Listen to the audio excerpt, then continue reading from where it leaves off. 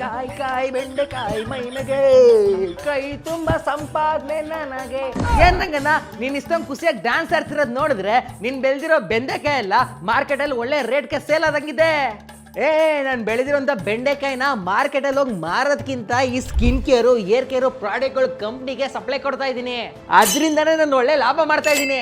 ಆ ಕಂಪ್ನಿಯವರು ಬೆಂಡೆಕಾಯಿನ ಇಟ್ಕೊಂಡು ಏನ್ ಮಾಡ್ತಾರೆ? ನಿಂಗೆ ವಿಷಯ ಗೊತ್ತಿಲ್ವಾಪ, ನಾವು ತಿನ್ನುವಂಥ ಬೆಂಡೆಕಾಯಲ್ಲಿ ವಿಟಮಿನ್ ಸಿ ಅದೇ, ಆಂಟಿ ಆಕ್ಸಿಡೆಂಟ್ಸ್ ಅದೇ, ಮತ್ತೆ ಬೇಕಾಗಿರುವಂಥ ನ್ಯೂಟ್ರಿಷನ್ಸ್ ಎಲ್ಲ ಅವೆ. ಇದರಿಂದ ನಮ್ಮ ಚರ್ಮಕ್ಕೆ ನಮ್ಮ ಕೂದಲಿಗೆ ತುಂಬಾ ಒಳ್ಳೇದಂತೆ. ಅದಕ್ಕೆ ಬೆಂಡೆಕಾಯಿನ ಯೂಸ್ ಮಾಡ್ಬಿಟ್ಟು ತುಂಬಾ ಜನ ಈ ಮಾಯಿಶ್ಚರೈಸಿಂಗ್ ಕ್ರೀಮ್ಗಳು, ಶಾಂಪುಗಳು, ಮತ್ತೆ ಬಾಡಿ ಸ್ಕ್ರಬ್, ಫೇಸ್ ಸ್ಕ್ರಬ್ ಮತ್ತೆ ಫೇಸ್ ಮಾಸ್ಕ್ ಎಲ್ಲಾನು ಮಾಡ್ತವ್ರೆ. ಆಮೇಲೆ ಇದಕ್ಕೆ ತುಂಬಾನೇ ಡಿಮ್ಯಾಂಡ್ ಅದಪ್ಪ.